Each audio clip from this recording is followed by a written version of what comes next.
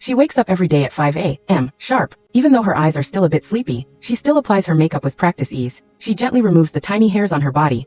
Then she uses a curling iron to create voluminous hair. After all this, there's not a single smile on her face, because of a complaint her man made. So she uses foundation to cover the fatigue on her face.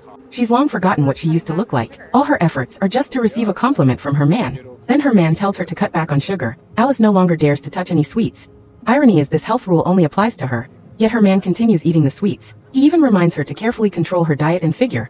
Alice always thought this was her man's way of showing love, but in reality, she's long been silently controlled by him. To support her man's career, Alice even willingly becomes his model for painting. She doesn't feel any discomfort with the painting. Instead, she feels proud to be his model. She even invites her friends over to see, introduces her friends to her man. However, her man doesn't seem to want her to talk to Sophie for too long. He makes an excuse to take Alice away. Only near the end of the exhibition does she finally have some time to chat with Sophie. They plan to have a meal together with Tess next time.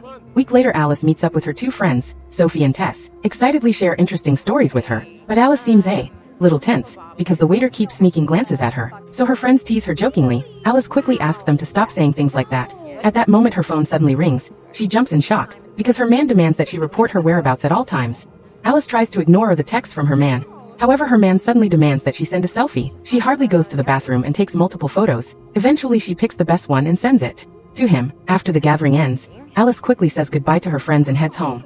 She doesn't dare let Simon know she spent too much time with her friends. She anxiously twirls her hair. Fortunately, when she gets home, she finds that her man isn't back yet. She quickly changes into her pajamas and pretends she's been home the whole time. However, she finds a note in her coat pocket. It's the phone number from the waiter, who secretly slipped it to her. Alice quickly rushes to the sink. She washes the note under the faucet. She doesn't relax until the paper dissolves completely. When Alice meets her man, he's complaining about how hard his work is. At this moment, Alice keeps comforting him. She doesn't dare tell him directly that she plans to go on a trip with her women. She hides in the bathroom, not knowing how to begin. Alice again nervously tugs at her hair. Finally, she tells her man that she has a business trip. All she gets is his mocking laugh when she and her friends drive to a quiet countryside. Originally happy, Alice receives a text from her man. This makes her think again about how he constantly belittles her and secretly sows discord between her and her friends. He even forbids her from interacting with any man. After being mentally controlled by her man for so long, Alice starts to feel like she has so many flaws. Only her man doesn't seem to mind her and still loves her deeply. Soon the three of them arrive at the familiar little cabin. It's Tess's childhood vacation cabin, filled with memories of countless beautiful moments shared with her friends. Alice, Sophie, and Tess have known each other for over 20 years. Every year they find opportunities to come back here.